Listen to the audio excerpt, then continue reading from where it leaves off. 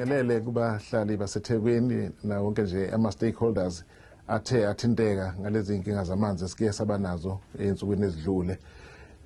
Inhloso-ke yokuthi sibuyele emphakathini manje ukuthi sizochaza ukuthi isimo sesimi kanjani, sesikuphi malana nokulungisa le nkinga. Siyajabula-ke ukureporta ukuthi okuningi sekulungile ngoba umngeni uswareport ukuthi nayo esayidini labo lokho bekufuna bakhande baqedile. So sekuqediwe ukukhanda befuna ukwenza umngeni, aqala namanzi asuka edamini la esuka khona engakahlanzwa ahamba azafika kwi-waterworks, kuthiwa i-Durban Heights Waterworks, la afike bese ehlanzwa khona-ke. Thina-ke besoswathola uma ngabe sephuma-ke kule waterworks kuthiwa i-Durban Heights ukuthi asehlanziwe. So konke lokho sekulungile. Osekwenzeka njengamanje ukuthi-ke ngoba kuthatha isikhathi kade kunenkinga ukuthi-ke mase ehlanzwa bese kugcwala-ke amathanki laphana kuyona leyo waterworks.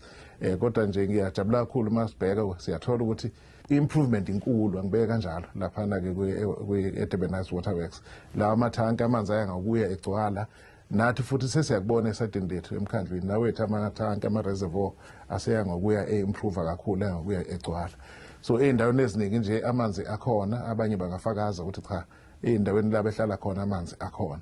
Sekukhona-ke ezinye iy'ndawo-ke ezincane kuphela lapho kufanele khona sibe sivale ngezinye iy'khathi sibe sivule ngezinye iy'khathi ngoba nakuba sekungcono kodwa awakeneli amanzi ukuthi singawavula isikhathi sonke ukuthi sisupply njengoba bevele sisupply ngaphambilini.